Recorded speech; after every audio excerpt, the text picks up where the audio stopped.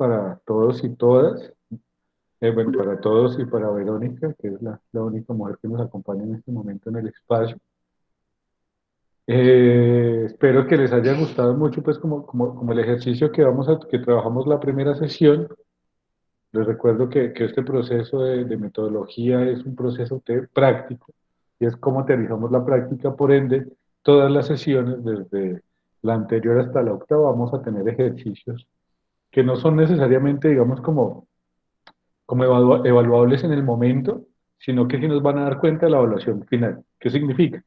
Que en la octava semana, bueno, ahorita al final vamos a tener un espacio como para concretar ese tema, porque hoy es el primer, digamos, ejercicio donde vamos a empezar a diseñar esa microinvestigación que vamos a entregar en la semana octava, pero que finalmente no va a ser como que ustedes hoy les pongo, hoy tienen que entregarme la pregunta de investigación, ese es como lo que va a ser la parte práctica del último momento, y en 8 semanas lo reviso, sino que sesión a sesión vamos a ir construyendo ello.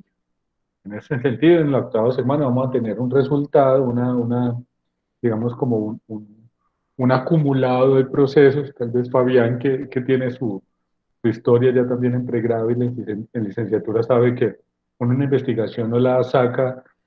Les voy a contar también, hablando de anécdotas, cuando yo estaba en el colegio, en sexto de bachillerato en el INEM Felipe Pérez, aquí de Pereira, yo salí, yo estoy aquí sexto, luego me fui para Pereira, para Bogotá, perdón, y terminé allá el bachillerato. Pero aquí nos pusieron a hacer un terrario. ¿Ustedes se acuerdan que era un terrario? ¿Ustedes les tocó hacer alguna vez un terrario? No, pero pues no No, era como que como un jardín o qué. Un Usted, terrario pues generalmente no es como algo en una botellita donde uno pone una planta y crea un microsistema efectivamente. autosostenible. Exactamente, Fabián, eso era un terrario. Pero entonces, a nosotros nos mandaron en vacaciones, no sé si de mitad de año tuvo que haber sido, a hacer un terrario y a narrar lo que se iba haciendo día a día en ese terrario. Entonces las vacaciones, no sé, eran un mes, y uno al final, o sea, luego de vuelta de vacaciones, tenía que llevar el terrario que lo hacíamos en esos frascos de mayonesa grandotes de vidrio muy bonitos, y eso tenía una forma muy precisa. Entonces tú ponías unas piedras, luego ponías la tierra, luego ponías pues las plantas, ponías algunos animales, hormigas, pues algunas especies, pues lo cerrabas herméticamente y se volvió un microsistema, como dice Fabián. O sea, eso incluso hasta producía lluvia. Una cosa muy bella, pues ver cómo se puede construir como un pequeño mundo ahí. Pero resulta que la forma en la que la profesora evaluaba si ese terrario se había hecho bien o no, era que cogía y llegaba a la clase y volteaba la botella.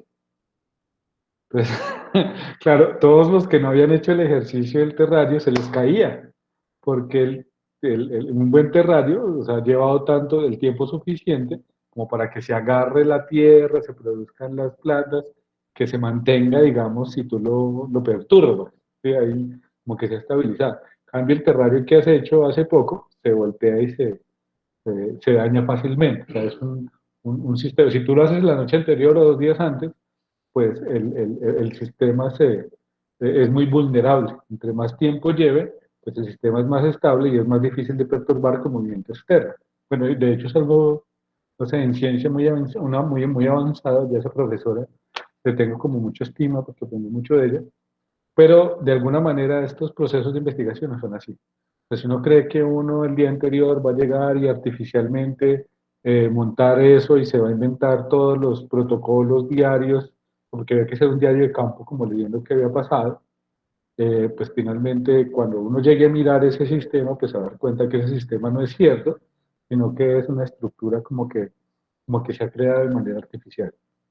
Y la idea es que tengamos bases para construir elementos investigativos, que tengamos elementos de ello, y por eso estamos como que hoy vamos a iniciar como esa primera parte, pero que semana a semana vamos a ir midiendo por actividades prácticas, por discusiones, por diálogos, porque no soy yo el que indica, como les he dicho, sino que somos nosotros los que vamos discutiendo ello para poder llegar a tener como ese microproyecto de investigación aquí a la semana 8.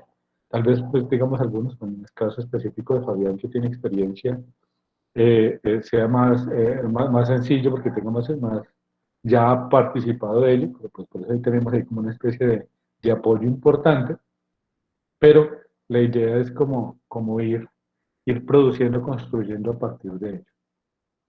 Bueno, pero antes de iniciar, bueno, o de tratar ese tema, he estado como muy juicioso trabajando los contenidos que tenemos que abordar en este curso y he generado, entonces, digamos, como una propuesta para este espacio de encuentro. Y es que vamos a tener un primer momento siempre donde vamos a reflexionar a partir de algunos autores y a partir de nuestras, digamos, nuestras teorizaciones, nuestros criterios.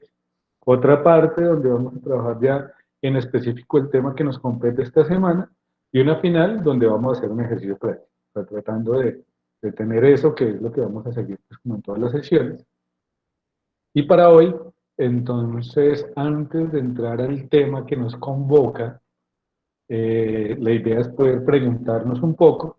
Y a quien he querido traer hoy es a Estanislao Zuleta. Recuerden que para la cuarta semana tenemos que tener una lectura de él, una ficha de lectura de Estanislao. Espero que ya la hayan podido trabajar. Si no, pues vamos a hablar un poco alrededor de lo que habla él en ese capítulo acerca del fetichismo o el rigor metodológico, que además es un título que dice muchas cosas, no es tan fácil de leer a veces, porque Stanislao tiene cierta densidad, pero sí quisiera como que antes de empezar con el tema, hablemos de él, porque de alguna manera es como una especie de contradicción, es una antítesis de lo que vamos a trabajar. Pero me parece muy, muy importante trabajarlo, abordarlo, más quiero trabajar otros capítulos de ese mismo libro semana a semana, para que no nos vayamos con la idea de que aquí yo les estoy vendiendo como unas fórmulas preestablecidas y cerradas, entonces o sea, ustedes lo único que van a tener que hacer es seguir paso a paso lo que estamos trabajando aquí, y con eso van a tener una investigación cualquiera, sino que investigar también es un acto de búsqueda. Y eso, de alguna manera, hay que como proponerlo en cada una de las sesiones. Entonces, voy a compartir pantalla, como les había dicho anteriormente, compartiendo pues toda la pantalla que me permite como ir moviéndome de las presentaciones hacia las preguntas y bueno, movernos un poco hacia otro lado. Hoy estuve muy tarde en subir las diapositivas aquí a la plataforma, me disculpo, pero ya las tienen. Entonces no se preocupe que si las quieren abordar, ahí las tienen como para trabajar. Ahí ya están viendo las diapositivas. Sí, profe. Listo, muchísimas gracias por el aporte, Jorge. Entonces, antes de iniciar con este tema que nos convoca hoy, que es actividades de una investigación cuantitativa, ojo, no vamos a ver la parte de variables, porque para mí la parte de variables es como el centro de esta parte y creo que es pertinente dejar parte de un momento de la próxima semana para profundizar sobre el tema de variables. Entonces vamos a hablar como los elementos generales de las actividades en una investigación. La próxima semana vamos a ver variables, vamos a hablar metodologías de investigación, algunas metodologías como comunes a la investigación cuantitativa. Pero antes de ese punto quiero hacer esta pregunta que espero y, que todos y Verónica respondan, y es, para investigar siempre hay un método preestablecido, que es además una pregunta que ya hemos hecho, pero que de la sesión anterior a esta, espero que generemos pues otras intervenciones. Y fíjense que esta es la pregunta, la abrí un poco. Antes era para investigar siempre hay un método, hemos dicho que sí, pero aquí estoy preguntando, para investigar siempre hay un método preestablecido. Los que ya han podido leer el capítulo de Zuleta lo pueden hacer desde esta lectura, o si no, lo podemos hacer digamos, desde los comentarios que podamos hacer sobre esta pregunta. Entonces, no sé, escucho respuestas. Pues hablando de la manera objetiva, no, porque pues igual el conocimiento nunca es uniforme, inclusive las tesis, ya que han pasado de ser tesis a teorías, todavía son rebatibles, ¿no? partiendo de esa idea, pues la verdad no pienso que siempre haya un modo de investigación preestablecido en la medida en la que todo conocimiento siempre puede ser refutable. Ahora, dicho eso, pues no es como que establecidamente te digan, si vas a investigar acerca de esto, entonces la forma en la que debes investigarla es de esta manera. Entonces, desde ese punto de vista, tampoco sería lógico, es decir, que existe un método preestablecido, o por lo menos desde mi punto de vista. Ahora, hablándolo desde el punto de vista de Zuleta en el capítulo, por supuesto que nunca existe una fórmula universal que nos sirva para contestar absolutamente todas las preguntas en el mundo. Y si partimos de esa idea lógica y básica, no podríamos decir que existe un método preestablecido para investigar en la medida en la que pues no hay una fórmula estructurada que nos permita contestar todas las respuestas. Siempre vamos a necesitar un poco de esto dependiendo de la situación o un poco de aquello dependiendo de las variables de la misma. Esa sería mi apreciación. Muy bien, muchas gracias, Fabián. Muy fuerte tus tesis o tus aportes. Ahorita apenas cerremos intervenciones, podemos hablar un poco alrededor de ello. No sé, Juan José, Verónica, Daniel, Mauricio, los escucho. Aprovechemos que este es un espacio pequeño donde podemos aprovechar este grupo para poder hablar con tiempo y digamos como cocinapanes.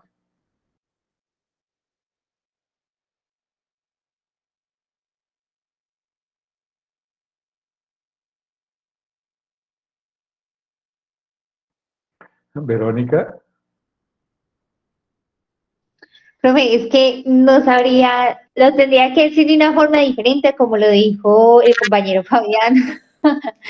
O sea, yo también pienso lo mismo, que no existe algo preestablecido para uno hacer una investigación, porque es que de eso se trata, de encontrar siempre nuevas ideas, soluciones diferentes, porque si seguimos si seguimos un paso a paso del mismo de siempre, pues siempre vamos a tener el mismo resultado. Y la idea de las investigaciones no es eso tampoco. Entonces, yo sí creo que no existe ay, se me escapó la palabra, una si no hay un sistema preestablecido, sí, un método. preestablecido, ajá. Listo, muchas gracias. Juan José,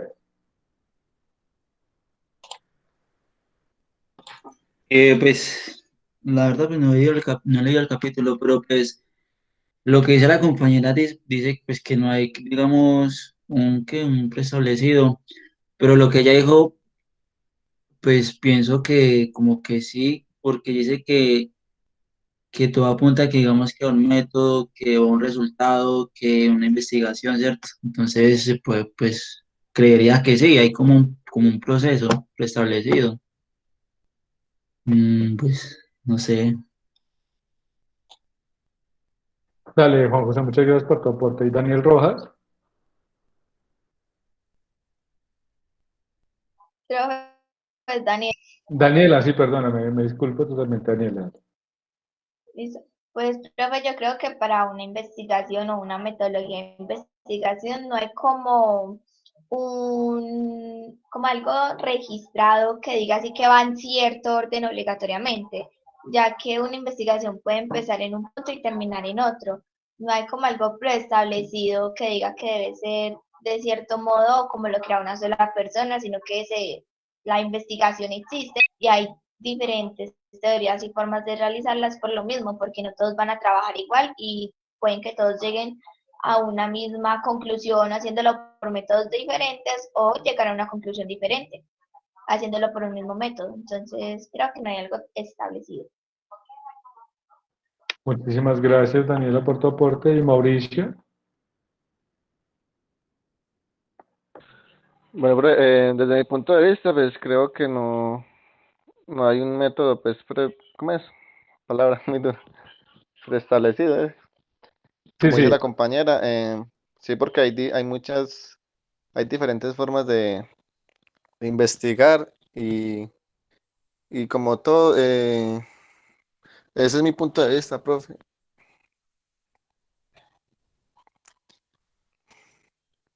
Dale, Mauricio, muchas gracias. Bueno, y entonces voy a hacer otra pregunta, pues ya como para hacer otra, como ya darle apertura a este espacio y es,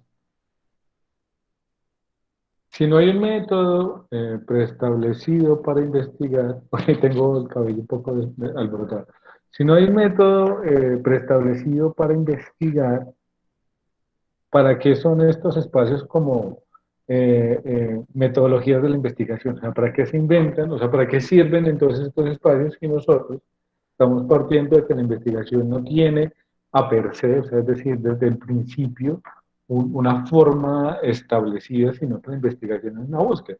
¿Por qué les estoy haciendo esa pregunta? Se los digo ya desde mi perspectiva. Eso también lleva entonces a que muchos digan que estos seminarios son seminarios de relleno, donde uno siempre dice lo mismo, donde uno siempre, digamos, como divaga, donde se vuelve pronto el coco, no sé si era de pronto Verónica, Daniela, que lo decían en la sesión anterior, como que qué pereza esta materia siempre, que no le encuentra uno un sentido a ello, porque se vuelve una cosa de normas, como de un paso a paso, como si fuera un recetario, como si fuéramos a cocinar algo, pero, eh, pero uno no le ve como el chiste del espacio, sino que termina un poco como incordiado, ¿sí? ¿Quién sabe la etimología de incordia? ¿Quién sabe cuál es la etimología de la palabra incordio? Fabián, ¿tú sabes cuál es la etimología de incordio? Pues eso suena como una antipatía, no sé. Muy bien. Yo les había dicho, no sé si les había sido en este seminario o en otro, que recordar viene de revolver y cordis corazón. O sea, recordar es volver al corazón. Incordiar, in es adentro y cordis corazón. Entonces, cuando uno dice que es un incordio, es como si tengo algo dentro del corazón, algo clavado. Entonces, cuando uno dice como que un incordio es que tengo ahí, de hecho, un desacuerdo es como que algo me afecta el corazón. Por ejemplo, cuando uno dice concordar es cuando todos los corazones se ponen de acuerdo. Cuando uno dice, no sé, bueno, fíjense con todos esos términos que todo está relacionado con, digamos, como con el corazoncito. Pero a lo que voy con este tema de la etimología, como que, como que uno dice, es que esta materia es un incordio, es como una cosa ahí en el corazón atravesado que no me gusta, que es maluca, que es difícil. Y resulta que no, o sea, de todas maneras, yo no voy a discutir cómo se han generado estas materias, porque yo digo es algo general en términos de la percepción que nosotros tenemos con estos seminarios de metodología. Yo lo vi en el pregrado, yo lo vi en la maestría en la que tenía alguna reticencia, y es porque no le vemos el sentido. Porque efectivamente uno nota que hay una distancia entre lo que me explican en la clase y lo que yo voy a hacer. Entonces uno como que no le haya como tanta gracia a ello.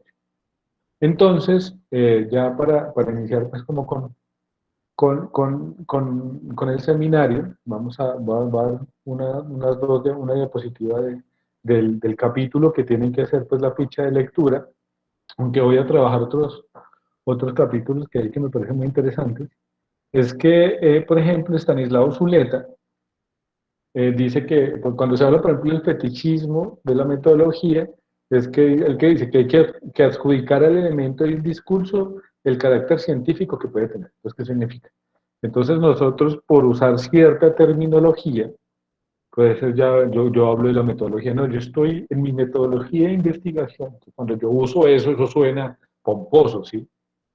Eso suena pomposo. Entonces, como yo estoy diciendo, no, es que para realizar para llegar a este resultado, usamos el método inductivo, lo que nos permitió, esos términos suenan pomposos, pero eso no da cuenta realmente de la investigación, no da cuenta del conocimiento. Entonces, Stanislao Zuleta era muy crítico de eso. Entonces, la gente se queda mucho como con las terminologías. Entonces, uno dice, no, he construido una metodología desde el marxismo y ese marxismo me ha podido, digamos, demostrar tal tema. Pero entonces él dice, uno va al fondo y resulta que eso es un cascarón. ¿Sabes? Lo que me está hablando ahí no me está hablando realmente de nada, sino que está usando un lenguaje técnico, un lenguaje tal vez a veces de difícil acceso, para no decir nada. ¿Qué pasa de pronto? No sé, si alguna vez a ustedes les tocaron las películas de Cantinflas, ¿no? Ustedes ven en Cantinflas y si bien no hay un lenguaje técnico propiamente, si bien en Cantinflas no hay un lenguaje técnico, uno lo que se ve cuando habla de los cantinflescos es que la gente da muchas vueltas y no dice nada. Y eso es lo que critica en específico, de alguna manera lo que critica Stanislao. O sea, que hay una carga como científica en las palabras, pero si uno va a ver en la profundidad, no hay nada. O sea, es puro cascarón, es pura superficie.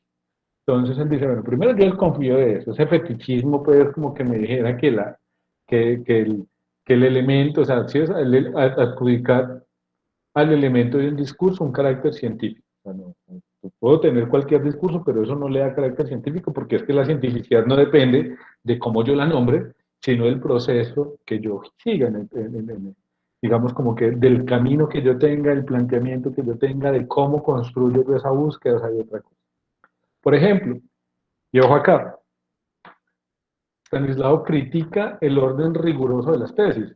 ¿Y cuál es el orden riguroso de la tesis? Lo que hablamos, por ejemplo, en el primer encuentro, de lo que tiene que ver con el método científico. O sea, el método científico es un método probado, o sea, es un método que sirve, pero no es la única forma de llegar al conocimiento. Quien venga y diga que la única forma en la que yo puedo construir conocimiento, en la que yo puedo responder un problema, en la que yo puedo, digamos, generar cualquier respuesta a una duda, está errado porque no es el único. ¿Sabes? Digamos que el método científico es uno, es útil.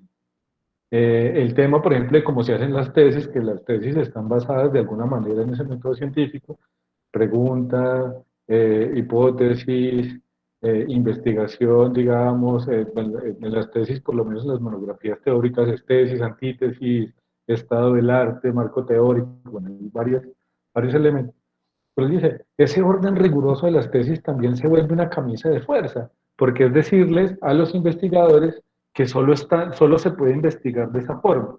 Y fíjense que a nosotros nos pasa mucho hoy para poder publicar en revistas indexadas, para poder estar en ciertos congresos, en ciertos espacios, hay digamos, como un esquema que es entendible el porqué de ese esquema, pero a veces se vuelve tedioso porque muchas investigaciones sobrepasan o desbordan esos esquemas de investigación. Entonces, lo que dice él, por ejemplo, en específico, es que si fuera por eso, las obras de Freud y las obras de Marx las habían rechazado en la universidad, porque Marx no cogió ese método científico cartesiano para llegar, por ejemplo, al Capital. Él creó su propia, es más, hay una metodología de investigación que es la marxista, y él creó esa metodología para poder generar ese gran documento que se usa en economía, que se usa en ciencias políticas, que a veces parece una caja de Pandora, porque uno cada vez que abre el Capital encuentra otra cosa, una cosa diferente. O Freud para llegar, por ejemplo, a la interpretación de los sueños, ensayos sobre sexualidad, él hizo una búsqueda incluso más cercana al empirismo. Bueno, hay otra, es otro tema. Pero entonces lo que dice él es que si uno cogiera una universidad hoy y alguien como Marx mandara su tesis del Capital, pues se lo hubieran rechazado porque no está cumpliendo con el rigor. Y cuando se dice de orden riguroso, por eso está entre comillas, porque no es tanto un rigor, sino un esquema. Y resulta que, como bien lo han dicho Verónica, como bien lo ha dicho Fabián, como bien lo hemos dicho, creo que lo hemos reforzado también Daniela, Juan José y Mauricio en este espacio, la investigación no tiene una sola forma. Cuando nosotros hablamos de metodología de la investigación, cuando nosotros hablamos de este espacio, estamos hablando de cómo, como elementos útiles, herramientas útiles, instrumentos que pueden servirles a sus investigaciones, pero que no son las únicas que hay, que no se agotan, o sea, que su investigación no se tiene que agotar en ellas, porque lo que ustedes decían, o sea, mi investigación puede ser mucho más compleja. Es más, yo puedo buscar un tema cuyo método todavía no existe y toque crearlo. O sea, puede suceder. O sea, si no fuera así, la ciencia se habría estancado. O sea, si nosotros ya hubiéramos encontrado una metodología para entenderlo todo, no tendríamos una sociedad todavía tan llena de preguntas, tan llena de preguntas hasta en cómo fue el origen del universo, o sea, todavía tenemos preguntas sobre el principio, sobre cómo iniciamos, y es una pregunta que todavía está ahí latente, que no hemos podido solucionar. No tenemos, todavía tenemos preguntas sobre dónde termina el universo, o sea, todavía no sabemos, y es más, no sabemos si termina o no termina, o sea, porque esos son debates de la ciencia, es más, de la filosofía, de la teología. Pero también tenemos preguntas sobre cómo acabar con el hambre, por ejemplo, sobre cómo hacer sociedades más equitativas. Y esos, por ejemplo, hay debates que la primera parte es muy abstracta, pero en este marco también estamos hablando de preguntas muy de nuestra sociedad y que intervienen con la academia. Porque responder dónde inicia y termina el universo, cuándo fue el Big Bang, bueno, si fue el Big Bang o fue otra cosa, son preguntas tal vez de una abstracción muy, muy compleja. Entonces me dicen, bueno, ¿cómo aportamos a evitar el hambre? Por ejemplo, ¿cómo aportamos para evitar que se genere más pobreza? ¿Cómo aportamos para evitar que se genere desnutrición? Ahí son preguntas que son cosas que tenemos que aportar nosotros desde la academia, o sea, que son respuestas que tenemos que dar como sociedad, porque eso sí es responsabilidad nuestra en cierta medida, que nosotros no somos alejados de las realidades que vemos en la calle. Que algunos lo limitan, bueno, de la misma, hay muchos matices de ese tema, pero que, por ejemplo, son preguntas que están ahí latentes y eso significa que hay investigaciones por hacer y resultados por dar y transformaciones que dar. Eso es de lo social, pero lo podríamos mirar, no sé, desde lo tecnológico, desde muchos campos que también nos permean a nosotros desde nuestro hacer ético y profesional. Entonces, que también discute, por ejemplo, eh, Stanislao. Él dice esto, es que la gente quiere tener la verdad antes de emprender la búsqueda. Y eso es lo que pasa en muchas investigaciones. Entonces, muchas investigaciones parten de que yo quiero tener, o sea, las respuestas sin buscarlas. Entonces, muchas metodologías de investigación se vuelven es eso. Es que si usted quiere encontrar la verdad, tiene que hacerlo de esta manera, pero resulta que es una manera cómoda, digamos simple, de entender la investigación, porque una verdadera investigación es compleja, es difícil, requiere tiempo. Hay investigaciones que pueden tardar años, pero eso significa que el camino no es necesariamente fácil. Y facilitar el camino, digamos, una cosa es facilitar el camino desde brindar las herramientas y otra cosa es facilitar el camino desde limitar o simplificar la investigación a cosas muy precisas, porque también depende de qué es lo que estamos buscando, el tamaño, digamos, de la investigación. Y por ejemplo, esto creo que era que lo decía Verónica, si no estoy mal ahorita, y es que ningún concepto llega a ser definitivo. Yo creo que también lo decía Fabián.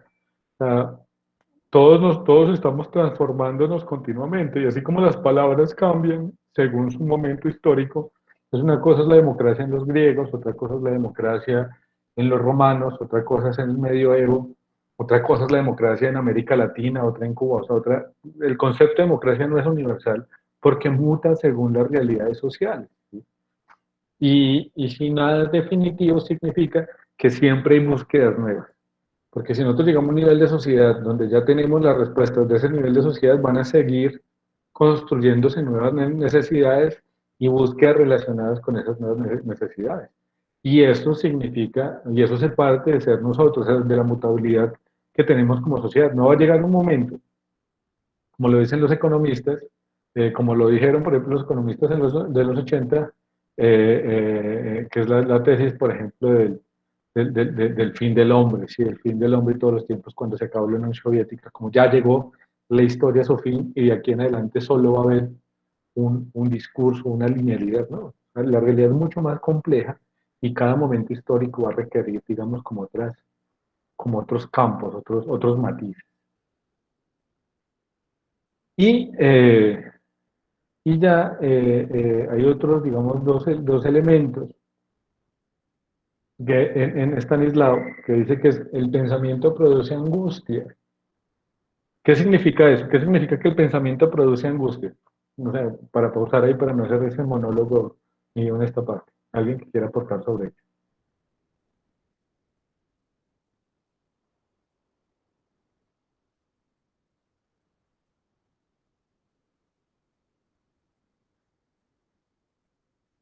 ¿Alguien? Cuando uno dice el pensamiento produce angustia, ¿a qué referencia? ¿A qué estamos haciendo referencia?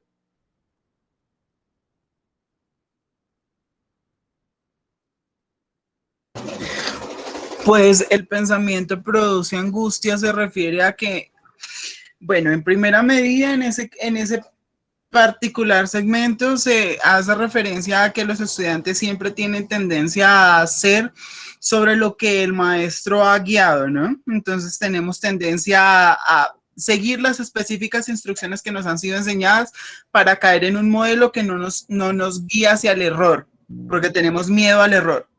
De igual modo nos dice que el pensamiento produce angustia porque no sabemos si lo que estamos pensando es correcto, porque no sabemos si la forma en la que estamos llevando nuestro conocimiento es correcto, tal vez. El pensamiento produce angustia porque no sabemos en qué sentido estamos dirigiendo nuestra investigación, pero también si estamos enfocándola de manera correcta. El pensamiento puede producir angustia porque a ciencia cierta el conocimiento no es uniforme, entonces pensar en justificar una sola respuesta para algo que puede ser universal en sí es angustiante, ¿no? Porque pues, por ejemplo, pongámonos a sentar.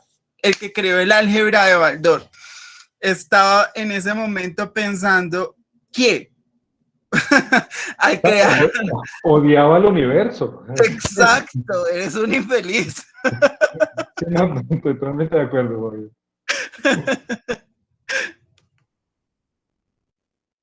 Sí, Fabián, muchas gracias por tu aporte. No sé, Juan José, Verónica, Daniela, Mauricio, algo sobre eso. ¿Por qué creen que el pensamiento produce angustia? ¿Y por qué eso está relacionado, por ejemplo, con metodologías de la investigación? O sea, ¿qué tiene que ver eso con este tema de hoy?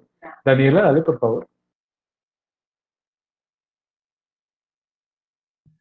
Pues, profe, yo en lo personal creo que a veces pensamos tanto un tema que al final eso se vuelve como desgastante o puede llevar a que uno despierte más la mente, indague o investigue más hacia él, ya que puede depender qué estemos pensando en el momento.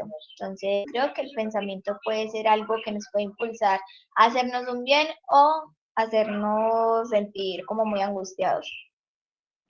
Muy bien, muchas gracias, Daniela. Verónica, Juan José, Mauricio, sobre esa frase. Profe, pues acá hay un claro ejemplo. Mire, usted hizo pues la pregunta, ¿cierto? Entonces todos nos estamos callados. Entonces nosotros acá en casa estamos pensando, ¿será que respondemos? ¿No respondemos? ¿Será que vamos a responder mal o bien? Entonces el pensamiento, si bien es ahí donde uno se angustia, si sí o si no. Ese es mi punto de vista, profe. Muy bien, Mauricio, muy de ese ejemplo. Muy, además, muy conectado por lo que estaban diciendo Fabián y Daniela. Juan José y Verónica. Verónica que alzó la mano. Dale, Verónica. Profe,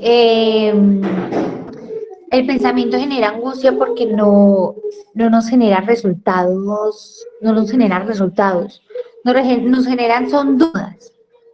A generar los dudas nos generan angustias. En la mayoría de personas, pues, del pensamiento sacamos resultados o empeoramos situaciones que en realidad no tienen importancia o no era para tanto desde el pensamiento. Y ya cuando se reflejan en los hechos, decimos, ah, no, no era tan difícil. Ah, no, le di mucha importancia. Entonces, ese es de mi ejemplo. Muchas gracias, muy bien, Verónica. Y Juan José, para cerrar esta pregunta. Profe, no, pues apoyo las teorías de los otros compañeros y pues realmente pues el pensamiento sí se angustia, ¿cierto? Como dijo la compañera, pues muchas veces intentamos hacer las cosas bien y pues en medio de la duda muchas veces pues tendemos a equivocarnos. Pero pues pienso que en medio de las equivocaciones también están las soluciones, ¿cierto? Y pues nos ayudan también como a hacer un mejor proceso en cuanto a investigación. Listo, muchas gracias, Juan José. Y les voy a contar también, digamos, cómo eso funciona en ejemplos muy concretos, ¿no? Porque eso no es solo en el marco de investigación, o sea, pensar, cuando hablamos de pensar, es la reflexión que nosotros tenemos ante el mundo, como lo decíamos desde el primer encuentro, o sea, no es, o sea, investigar es un momento del pensamiento en el que yo busco, en el que yo labro un camino para poder darle solución a esa inquietud, pero el pensar en sí es algo que también está muy, muy marcado en nosotros, como seres humanos pensamos. Pero, por ejemplo, ¿quién de ustedes en algún momento de la vida se han sentido muy enfermos y no han querido ir al médico para que el médico no les confirme lo que ustedes piensan que tienen? Yo, profe. ¿Cierto? Y bueno, muy bien, Verónica, ¿alguien más? Bueno, Verónica, cuéntame, ¿qué te pasó a ti, por ejemplo? Que te sentías muy enferma y qué hiciste. No, pues que me sentía muy enferma de una gastroenteritis, pero yo no sabía qué era. Pues yo sí, uno del pensamiento, uno empieza a imaginarse posibles enfermedades y mi pareja me decía, no se ponga a imaginarse cosas que no son, que eso no debe ser nada, que sí, que lo otro, y yo me aguantaba. Y hasta que ya resultó de varios días y ahí sí tuve que ir obligada al médico, pero si por mí fuera, ni me hago incapacitar ni nada. Muy bien, Verónica, muchas gracias por tu aporte. Y eso, por ejemplo, se llama en psicología evasión como mecanismo de defensa. Entonces, nosotros estamos ante una realidad y en vez de afrontar la realidad, preferimos evadirla. Entonces, no, yo siento que estoy muy enfermo, pero es que yo no voy al médico porque es que me da miedo que el médico corrobore que yo estoy muy enfermo. Entonces, prefiero evadirlo y seguir como si nada, y así evito el corroborar eso que yo estoy pensando. ¿Y eso qué es? Es que pensar genera angustia, entonces nosotros terminamos evadiendo, o sea, evadiendo esa realidad y la evadimos todo el tiempo, o sea, no es solo eso, y aplica a toda la política. Entonces, no, yo mejor no me meto en esos temas porque no quiero angustiarme con eso. Entonces, yo no voy a reflexionar, yo estoy en lo mío, yo estoy en lo mío. Pero eso también pasa bueno, o como hablábamos ahorita, eso también tiene que ver con la investigación, porque entonces nosotros hacemos investigaciones y esperamos que, bueno, como lo han dicho muy bien ustedes ahorita, Fabián, Verónica, sobre todo en esa primera parte de las intervenciones, y es que nosotros esperamos que yo quiera hacerme una pregunta y que eso de una me resulte, o sea, que yo le pregunte a tres personas, me corroboren, tan listo, me salió ya. ¿Por qué? Porque me evita complicarme. Qué pereza, por ejemplo, que uno se haga una pregunta de investigación, que eso es lo que vamos digamos que es la tesis de hoy, y que yo hago una hipótesis de esa investigación y resulta que el corroborarlo con la realidad se me cambie, porque significa que tengo que devolverme, significa que de pronto el camino que labré no era el correcto, que tengo que buscar otra metodología, ¿sí? O sea, porque para nosotros pensar suele significar como complicarse, ¿sí? Como que se nos dificulta. Y efectivamente pensar es difícil, porque pensar es no poder transarlo, no es poder decir, listo, voy por ahí. Eso nos pasa incluso como sociedades. Es más fácil dejar que otros decidan. Entonces, no, yo no me voy a complicar, yo dejo que otros decidan. Pase lo que pase, pues yo no fui. ¿Sí? O sea, me aíslo, me libro de ese debate, digamos, de esas circunstancias, y eso me facilita mi vida. Piensen en eso ya en términos de la investigación. Entonces, pero nosotros creemos que la investigación es una forma simple en la que podemos abordar una pregunta y la podemos resolver, pero resulta que una investigación no siempre tiene que ser simple, no siempre los resultados nos van a gustar, no siempre las preguntas, digamos, no siempre el pensar nos va a angustiar de pronto, darnos cuenta que lo que estábamos haciendo no está sirviendo. Muchas investigaciones van. Yo les conté sobre mi tesis de pregrado.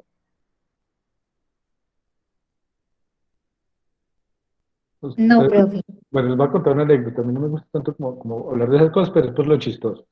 Pues imagínense que yo, mi tesis de pregrado, bueno, mi monografía de pregrado de la universidad en literatura, es sobre las masacres de las bananeras, que fue un hecho pues, que sucedió ahí en 1928 en Ciénaga, en Santa Marta. Eh, y está además retratado en varios libros, entre ellos están Cien años de soledad, que además es pues, como uno de los grandes libros de América Latina, uno de los grandes libros de Colombia, y que ese gran libro, esa gran novela de nuestro Nobel tuviera ese tema, a mí me interesó, y yo quise hacer una búsqueda en la relación, digamos, como entre memoria y literatura. Entonces yo estaba aquí en Pereira haciendo como la propuesta investigativa, yo quería saber cómo la memoria, o sea, cómo la literatura era una forma de memoria, o sea, cómo por medio de una obra como esa, hay otra que es La Casa Grande, bueno, o sea, en La Farrasca también está, o sea, hay varios textos donde lo trabajan, él y otros autores, Álvaro Cepeda Zamudio, por ejemplo, en La Casa Grande.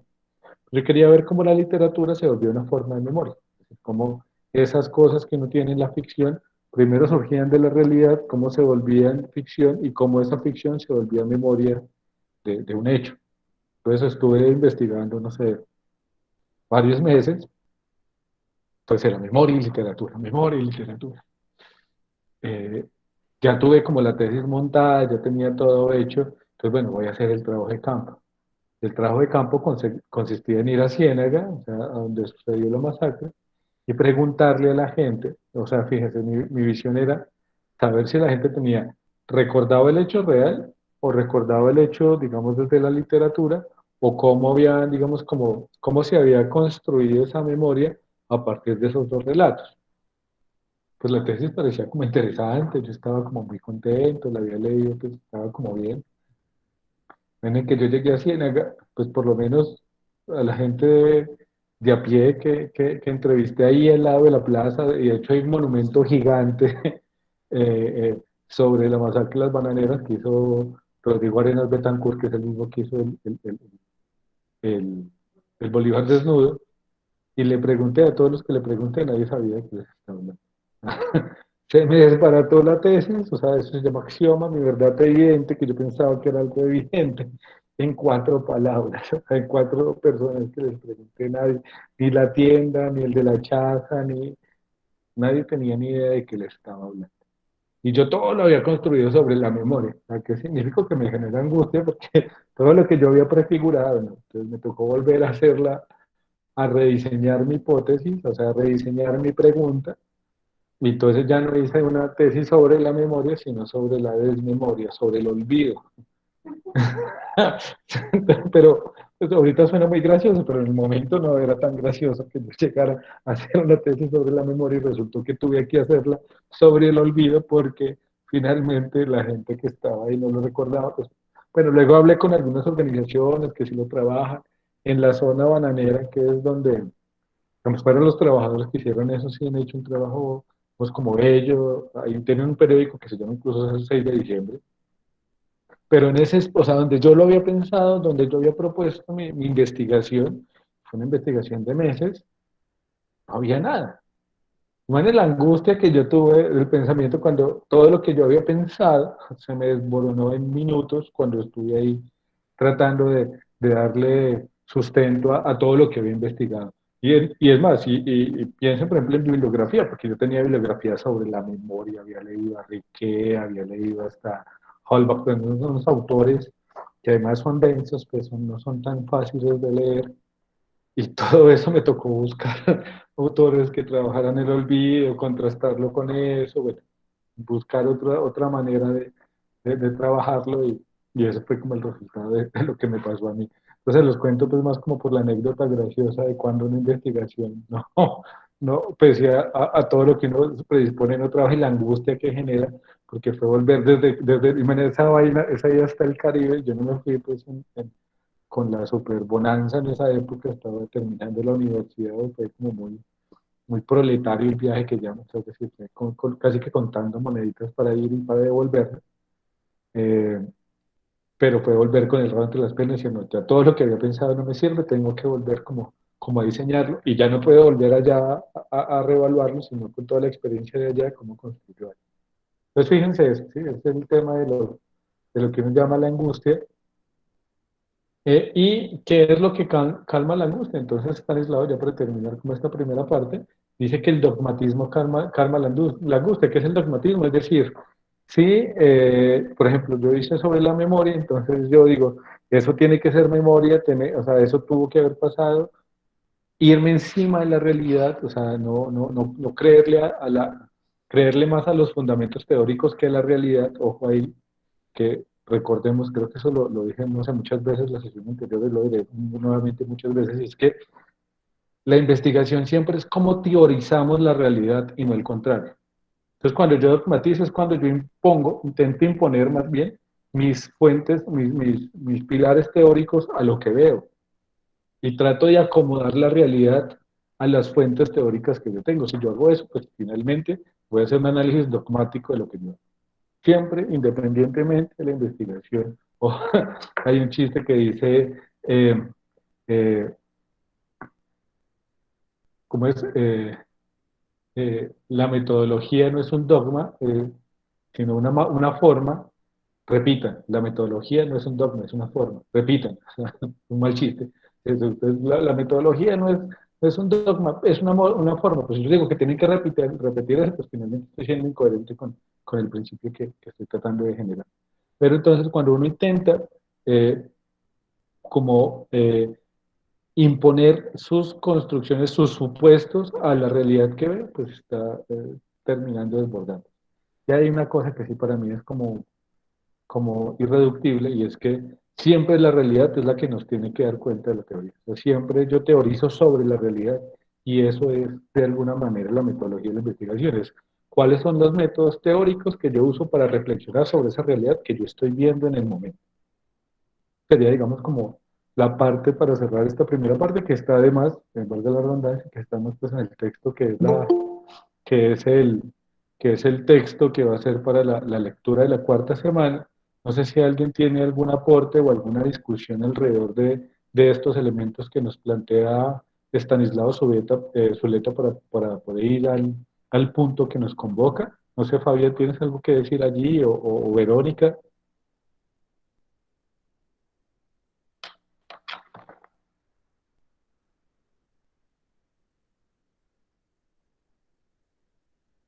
Fabián,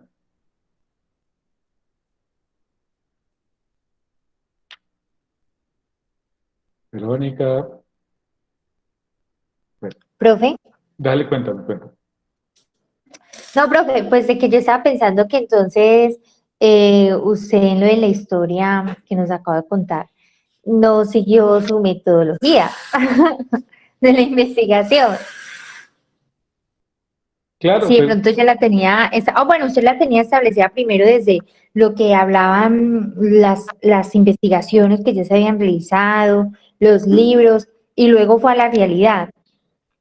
efectivamente, claro, Verónica, o sea, la metodología siempre es un supuesto. O sea, es un supuesto, o sea, volvemos al inicio, las metodologías son herramientas, son instrumentos. Entonces lo que yo hago es decir, ¿cuáles son las herramientas que yo creo que me sirven para poder llegar a? Yo había hecho una tesis sobre memoria y literatura, y yo construí una metodología desde algunos autores que me decían, por ejemplo, cómo la memoria transmutaba en la historia a través de la literatura, y cómo, por ejemplo, muchas veces hoy nosotros creemos como historia cosas que son, digamos, trasvasadas por la memoria, que son trasvasadas, digamos, por la literatura, y esos son los supuestos que yo tenía, Verónica. Pero resulta que cuando llego allá a Ciénaga con todos esos supuestos teóricos, me doy cuenta que la realidad era otra, que realmente allá lo que había era olvido, o sea, ni siquiera había digamos, una lectura muy distante entre la historia y lo que se relataba, sino que no había conocimiento absoluto de ello, por lo menos en la gente de ahí.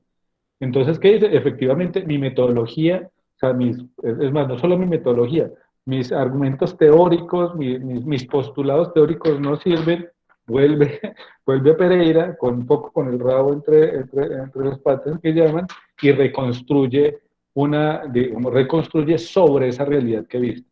Pero eso es el método también científico, es que tú haces una hipótesis, buscas, digamos, cómo responder a esa hipótesis con datos, con estudio de fuentes, con estudio, digamos, con recopilación, pues, y si esa recopilación es contraria a tu hipótesis, pues cambias la hipótesis. Eso fue lo que me pasó a mí. Lo que pasa es que no es tan fácil, porque finalmente yo estaba muy seguro que lo que estaba construyendo, o sea, que lo que había postulado desde aquí, desde Pereira, porque eso lo postulé aquí en el pregrado, iba a ser coherente con lo que iba a encontrar allá en Siena.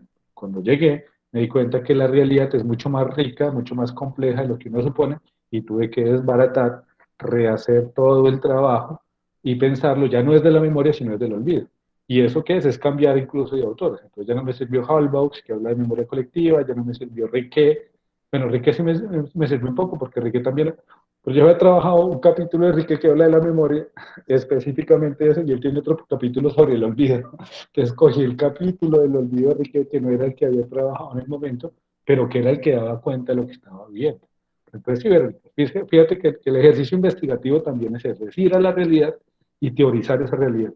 Pero si yo creo que voy a imponer a la realidad la teoría, pues lo que estoy haciendo es construir dogmas. ¿Y qué es el dogma entonces? La manera en la que yo no pienso, no reflexiono, sino que creo que toda la realidad ya está sujeta a unos postulados teóricos que están dando. Pues digamos que la idea de la anécdota era como para hacer como esa reflexión y que también tenemos que verlo en los presupuestos investigativos. Hoy, cuando resolvamos la pregunta de investigación o cuando definamos la pregunta de investigación alrededor de esta sesión, puede ser que de aquí a la octava semana, en la octava semana me van a decir, profe, yo tenía esta hipótesis a partir de esta pregunta, pero resulta que la recopilación de datos me dio que esa hipótesis es incorrecta, por lo que tengo que cambiar la hipótesis y es válido. O sea, eso pasa en las investigaciones todo el tiempo. Fíjense en el tema del COVID, cuántas veces cuando se estaba haciendo la vacuna, se tuvo que haber cambiado la hipótesis. O sea, yo creo que para el COVID se tuvo que invertir muchísimo, pues porque digamos, es un problema mundial, es un fenómeno mundial que todo el mundo estaba interesado en sacar una vacuna pronto, pero ese método de experimentación significó muchas pruebas y mucho devolverse hasta encontrar estas posibles vacunas que tenemos hoy, que son las que tenemos como en el mercado. Pero eso no fue como que el primero que llegó sacó una hipótesis sobre eso, ese método a la primera le dio. Eso fue, digamos, una labor ardua, demorada y que hasta ahorita está generando ciertos resultados, no sin secuelas en algunos casos, ni siquiera también, ni siquiera esto es como una fórmula perfecta. Pero bueno, eso es lo que nos quería decir, pues como Estanislao, alrededor de este capítulo que trabajamos pues para la sesión de hoy, que está para la ficha de lectura de la semana 4. Ahora vamos a hablar ya en términos específicos de lo que tiene que ver con la investigación, desde la investigación cuantitativa. Y estamos hablando que toda investigación cuantitativa debe tener un parámetro, bueno, varios parámetros centrales, y uno de ellos es la medición del fenómeno. Tal vez uno de los elementos que separa profundamente la investigación cuantitativa de la cualitativa es este punto que es la medición del fenómeno. Y es que aquí tenemos pues algunos elementos que nos plantean. Por ejemplo, todo investigador debe valorar los diferentes eventos que le interesan en el interior del proceso investigativo. Ojo ahí, fíjense que cuando estamos hablando de la medición del fenómeno, pues quien determina eso o sea, no es la investigación, sino es el investigador. O sea, uno debe tener muy claro para qué, o sea, cuál es el principio, cuál es el objetivo de la investigación que va a realizar, y esa investigación nos permite a nosotros, o sea, valorar qué es lo que me interesa a mí para la investigación. Eso me dice a mí, si la investigación es cuantitativa o cualitativa. Recordemos que ambas son válidas. Eso depende, o sea, eso depende de mi pregunta, eso depende de mi interés, eso depende si yo quiero hacer una investigación muy objetiva. Recordemos la sesión anterior, o sea, ¿cuál es el principio de la investigación cuantitativa? Que se preocupa por ser objetiva, que el investigador no se note los intereses particulares del investigador, no se noten los criterios, bueno, los criterios tal vez sí, no se noten las influencias ideológicas, por ejemplo, en el caso de las encuestadoras, de Gallup y demás. Pero eso no depende de esa investigación, depende de qué es lo que yo quiero hacer, ¿sí? ¿Qué otro elemento tenemos ahí? Por ejemplo, que la medición del fenómeno en la investigación sirve inicialmente para caracterizar los atributos de los objetos que se estudian. ¿A qué se refiere esto? Que cuando yo estoy iniciando una investigación cuantitativa, entonces yo tengo que referenciar a qué tipo de, por ejemplo, si yo quiero hacer una investigación sobre la pobreza, bueno, la inequidad en Colombia.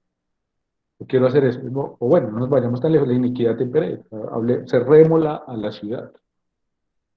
Pues si yo quiero hacer un estudio sobre la inequidad de la ciudad, yo tengo que definir qué atributos van a tener las personas que voy a investigar allí. Pues, por ejemplo, rango de edad, tengo que determinar, por ejemplo, sexo, voy a tener que determinar, por ejemplo, si son profesionales o no son profesionales, escolaridad, alfabetización, y todas esas cosas lo determino yo porque tengo que mirar qué atributos me sirven para dar cuenta de la investigación que estoy realizando. Si quiero hacer, por ejemplo, una investigación sobre el nivel de alfabetización en Pereira, pues yo tengo que mirar, por ejemplo, hasta qué punto el analfabetismo es preocupante. ¿Qué significa?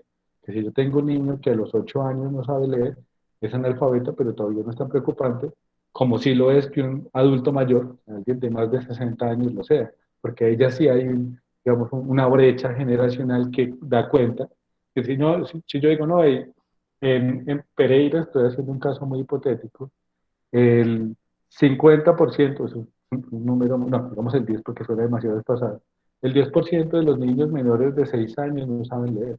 Pues esa cifra no me dice tanto, porque a los 6 años todavía hay niños que inician escolarizarse. Pero si yo digo, el 3% de los adultos mayores de 60 años son analfabetas, pues ahí esa cifra me está diciendo otra cosa, porque estoy diciendo de gente que ya está en la última etapa de su ciclo vital y que en 60 años de su vida no han recibido alfabetización, y esos son atributos que estoy generando yo, o sea, eso no me los da la estadística, yo soy el que construyo esos elementos. Entonces, ojo, en el sentido digamos, como que uno de los elementos básicos en los análisis o en las investigaciones cuantitativas, que yo tengo que tener muy claro cuáles son los criterios que estoy evaluando, cuáles son las búsquedas que voy a realizar, porque eso nos me va a determinar que las cifras los resultados que dé son coherentes digamos, con la con la pregunta de investigación que me estoy trazando. Pero si yo miro, por ejemplo, volvamos al tema de la alfabetización. Si yo quiero saber cuál es la tasa o la cifra de alfabetización en Pereira, y yo miro, por ejemplo, el tema de la canasta familiar o el tema digamos, de la situación económica. Si yo lo que quiero hacer es una relación entre economía y analfabetismo, bien. Pero si yo quiero que la economía directamente, que yo preguntándoles, por ejemplo, sobre la canasta familiar, me va a arrojar a resultados de analfabetismo, pues ahí no me va a funcionar. Entonces, todos esos elementos los tengo que tener en cuenta a la hora de generar una investigación de tipo cuantitativo. Otro elemento, por ejemplo, que es fundamental ahí, y es que esas mediciones de los fenómenos también intervienen al final, porque entonces ya, o sea, primero yo caracterizo los atributos de los objetos que se estudian, es decir, yo determino qué es lo que voy a medir, ¿sí? Y qué tanto esos atributos sirven para mi medición, y al final, si yo hice bien el ejercicio de caracterizar bien esos atributos, pues me van a permitir caracterizar formas espaciales, describir la naturaleza, la intensidad de relaciones, calificar semejanzas o diferencias, por ejemplo, cuántos mayores analfabetos de 60 años son hombres, cuántos son mujeres. Eso me permite, digamos, como dar una muestra mucho más amplia. Es más, eh, una muy buena investigación, una muy buena medición del fenómeno permite estudios que no estén enfocados inicialmente en ello. Les cuento un tema, por ejemplo, la maestría en historia, y es que un profesor hizo la compilación sobre gran parte del corpus bibliográfico que se ha generado sobre la historia de Pereira. Él hizo eso porque quería hablar de un momento muy preciso. Él quería investigar como la relación que hay entre la Pereira caucana y la Pereira antioqueña. Ustedes saben que nosotros somos ahí como un punto medio, bueno, hay unas tensiones entre lo que es Pereira caucana y lo que fue también como la parte de la colonización antioqueña. Pero resulta que esa investigación que él hizo ha permitido desarrollar muchas investigaciones posteriores, porque lo que hizo fue compilar bibliografía, y muchos ya no tienen que ir a buscar toda la bibliografía que hay sobre la constitución de Pereira, sino que van a ese trabajo que hizo el profe. Él no tenía ese interés, él tenía un interés muy preciso, sea, digamos que él quería hacer una búsqueda muy precisa, pero esa gran investigación permitió a otras personas tomar de ahí, beber de ahí para poder desarrollar sus investigaciones. Entonces, ustedes hacen digamos, una investigación, o sea, una muy buena recolección de datos puede servir para otras investigaciones futuras. Es más, o puede ser el punto de comienzo, el punto de inicio para otras investigaciones. Porque uno tampoco tiene que pensar que todas las investigaciones parten de cero. ¿No? Realmente siempre las investigaciones parten de nuevas preguntas. Entonces ustedes pueden iniciar un proceso de investigación y a partir de ahí muchos otros pueden generar, digamos, unas veces más. Volviendo al tema del analfabetismo. Seguramente estoy hablando nuevamente de manera especulativa, haya análisis sobre el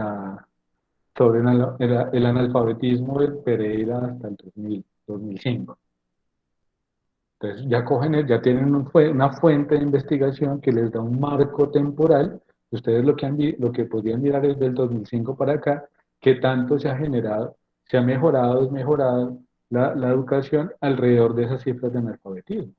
Por ejemplo, hay unos datos que son tal vez muy fuertes que hizo el DANE en el 2001 sobre los habitantes de calle. Nosotros en el 2001, no estoy seguro, pero creo que en el 2001 los habitantes de calle en Colombia eran casi como 8 millones de personas, es como la quinta parte de la población. No podría mirar aquí a hoy, por ejemplo, cuántos son los habitantes de calle en el 2001 en Pereira y hacer un comparativo en 2021, cuántos habitantes de calle hay. Sobre las cifras oficiales o hacer su propio muestreo para tratar de llegar, digamos, como a un dato muy preciso. Y eso da, por ejemplo, el porcentaje de habitantes de calle en relación a la población total pereirana nos habla de inequidad, nos habla de pobreza, nos habla de avance o no como sociedad. Porque si tú dices que en el 2001 teníamos la quinta parte de la sociedad de habitantes de calle y hoy eso se redujo a la sexta, pues uno decía, bueno, en 20 años hemos mejorado. Pero si eso no es así, y realmente no son 9 sino 15, pues estamos diciendo que ha decrecido, o bueno, o se ha mantenido, lo que significa que ha decrecido, porque uno espera que año a año esas cifras disminuyan. Entonces fíjense que lo cuantitativo también permiten reconocer, permiten acercarse a, a elementos que intervienen en términos de ver qué tanto, por ejemplo, nosotros avanzamos o no como sociedad sin que el investigador hable, o sea, sin que yo haga un ensayo sobre ello. Y yo llego y digo, en el 2001 teníamos tantos analfabetos, en el 2001 teníamos tantos habitantes de calle y hoy tenemos tanto, lo que significa que antes teníamos el 20% y hoy tenemos el 25%, sin que yo haga un documento diciendo que nuestra sociedad es mejorada, es obvio que esa cifra me está dando cuenta de que la sociedad es mejorada sin que yo intervenga directamente. Entonces fíjense que lo cuantitativo no es que ustedes no tengan postura, es que ustedes dejan que las cifras hablen por ustedes. No tiene que ser pues el investigador el que tenga y construya ahí, sino que son las mismas cifras las que me están diciendo cuáles son los elementos que se configuran alrededor digamos, como derecho investigador. ¿Nos está quedando claro hasta acá este punto, este tema?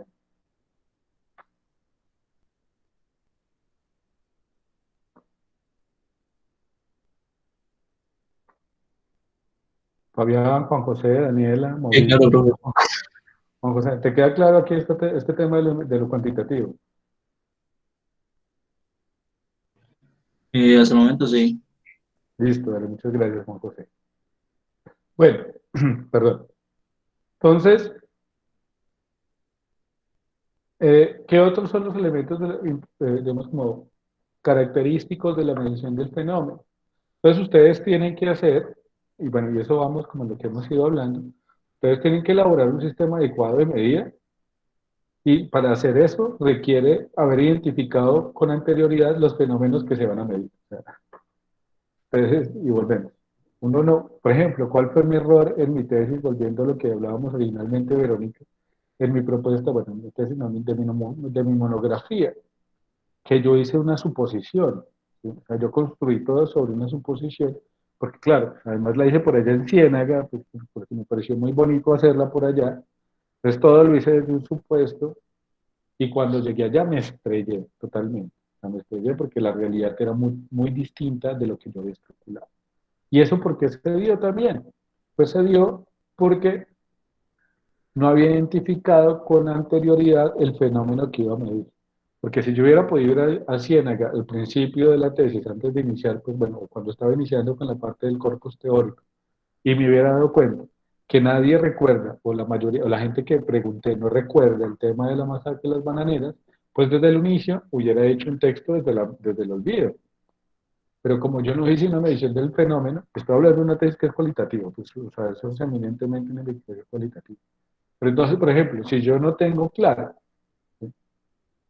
eh, qué es lo que yo quiero investigar, o sea, si yo no tengo claro cuál es el fenómeno que yo estoy consultando, ¿no? Si no sé cuál es si yo no sé si es que, si voy a investigar sobre analfabetismo, o no sé si voy a investigar sobre el tema de desempleo, o sea, si yo no tengo claro qué es el fenómeno, o sea, cuando hablamos de fenómenos el hecho, digamos, si yo no tengo claro eso, pues la investigación se me va a enredar. Porque entonces yo no voy a saber qué preguntas voy a formular. Además que, por ejemplo, hacer mediciones es difícil, porque hacer mediciones indica hacer encuestas, por ejemplo. Hacer mediciones indica tomar cifras y contrastarlas, porque, por ejemplo, yo cojo el DANE, que el DANE pues es como la entidad que hace muchas medidas acá, pero las medidas del DANE tienen vacíos, porque no sé si a ustedes les tocó la encuesta del DANE reciente. Las preguntas ahora son mínimas y sobre eso construye muchas generalidades, pero yo quiero hacer una cosa más precisa. Entonces yo quiero mirar, por ejemplo, qué también se alimentan los pereiranos. Esa es mi pregunta de investigación. Pues si esa es mi pregunta de investigación, o sea, si eso es lo que yo quiero medir, pues las preguntas que voy a hacer en el muestreo, primero tengo que determinar el muestreo, eso luego lo vamos a mirar. La próxima sesión lo miramos con detalle, creo yo, porque eso está más en variables. Cuando yo miro el muestreo, pues tengo que mirar, el muestreo es algo muy preciso, es un porcentaje del total de la población. Entonces, si yo voy a evaluar a Pereira, tengo que tener una mínima cantidad de personas evaluadas para que con esa mínima cantidad me determine digamos, como unos valores universales, unos valores generales. Eh, pero si yo no tengo, o sea, si yo no tengo eso preciso, si yo no quiero mirar, si yo no sé, si yo no me decido por qué investigar, pues finalmente mi investigación se me va a perder en el camino, se me va a enredar. Pues por eso siempre el tema de la pregunta de la investigación es fundamental. Eso me determina a mí hacia dónde voy. Y eso me determina a mí las herramientas, me determina a mí el insumo. Ahí es eso, medir el fenómeno, qué específico voy a hacer. Y eso también tiene que estar muy aterrizado, por ejemplo, al ejercicio de la sesión anterior. Miren, por ejemplo, Fabián en el ejercicio, cómo lo resolvió en 2 minutos. Porque él, ¿qué hizo? Pues se dio cuenta que teníamos poco tiempo, no se complicó, buscó una pregunta muy concreta, generó una hipótesis muy concreta, y en Internet en 2 minutos generó unas conclusiones muy concretas. Pero fija, por ejemplo, creo que, Verónica, tú fuiste la del tema de lo del toque de queda. Sí, profe. Por ejemplo, Verónica se hizo una pregunta, que eso podría ser una investigación de grado, hasta de maestría, porque tú lo que te preguntaste es qué tan positivo, o sea, qué tanto realmente influye el toque de queda en el control de la pandemia. O sea, semejante preguntota, eso no lo podía resolver en los 20 minutos que les di para el espacio. Es una gran pregunta, o sea, es una muy buena pregunta, pero no podía resolverla en ese momento. Entonces, mira que ahí hay dos contrastes. O sea, Fabián que te hizo una pregunta muy precisa, con unas respuestas que le permitió desarrollarla muy fácil, a ti que te hizo una pregunta muy interesante, que de hecho es algo que podría ser, que debería ser investigado, o sea, es un tema que deberíamos tener nosotros, estar trabajando nosotros. Es más, te usé como ejemplo en los otros seminarios de investigación porque me parece que es una pregunta muy precisa, pero que requiere toda una investigación profunda. Entonces, esos elementos, por ejemplo, nos van a decir a nosotros, eh, eh, tienes que elaborar un sistema adecuado de medida y eso requiere que tengas muy bien identificado lo que vas a medir. ¿Sí? La medición está inserta en la fase de adquisición de los datos e información necesarios para tratar la cuestión y estudiar. Es decir, la medición se hace en un momento específico de la investigación y ese momento específico es cuando yo quiero construir los datos, o sea, cuando yo quiero construir la información necesaria para, digamos, para tratar la investigación que yo estoy dando, para tratar la cuestión que yo estoy estudiando. En ese sentido, eh, hay que pensar que la investigación tiene varios momentos, toda investigación tiene varios momentos, y la parte de la medición, o sea, es solo uno. ¿Y por qué eso es necesario? Pues vamos, porque hay que organizarnos. Entonces, si yo quiero hacer una investigación, y qué pena tomo de ejemplo ese tema, digamos, del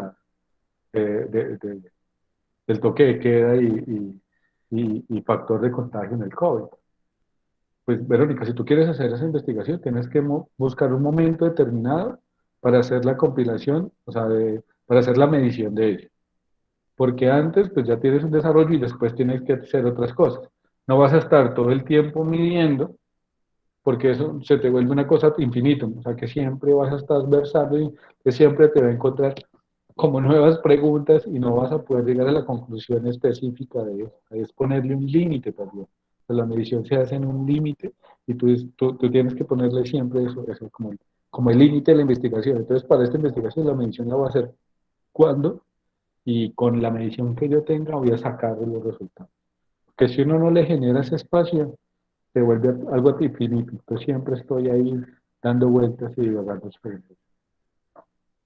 Y, por ejemplo, eh, que ¿para qué, digamos, sirve la medición? Pues, digamos, ayuda, pues permite, digamos, generar mediciones apropiadas, o sea, permite tener datos precisos, te permite rendir cuenta de resultados, ¿sí? O sea, y esos resultados, claro, pues tú ya no dices, no, eh, no hablo desde lo que especulo, sino que es que yo hablo desde esto. Yo estoy hablando de, por ejemplo, hipótesis. Yo me acuerdo de tu hipótesis. Tu hipótesis decía que, que el toque de queda no sirve para controlar el COVID porque después de la recopilación de datos, después de la medición de ciertos datos, me di cuenta que la mayoría de los contagios no se dan en la noche, sino que la mayoría de los contagios se dan en los sistemas masivos de transporte. Luego de contrastar, porque bueno, eso lo vamos a ver en variables, luego de contrastar, por ejemplo, los contagios versus la cantidad de personas que se suben a los transportes públicos en ciertos horarios. O sea, tú puedes hacer eso y ya ahí tú no estás hablando desde tu especulación, o sea, porque la hipótesis es siempre una idea, sino que ya estás hablando de cifras concretas. Dale, Daniela. Profe, es para pedirle permiso para retirarme de la clase que tengo un inconveniente y debo solucionarlo acá, que es un inconveniente familiar. Dale, Daniela, no te preocupes, igual pues la clase está grabada, entonces ahí lo que te pierdas, lo puedes como trabajar. Te recuerdo que el día de hoy lo que vamos a hacer es la pregunta de investigación para el microproyecto de investigación. Entonces, por favor, para que tengas eso presente para la próxima sesión. Listo, profe, muchas gracias. No, Hasta no, no. luego. Dale, tu feliz noche. Bueno, entonces fíjense la,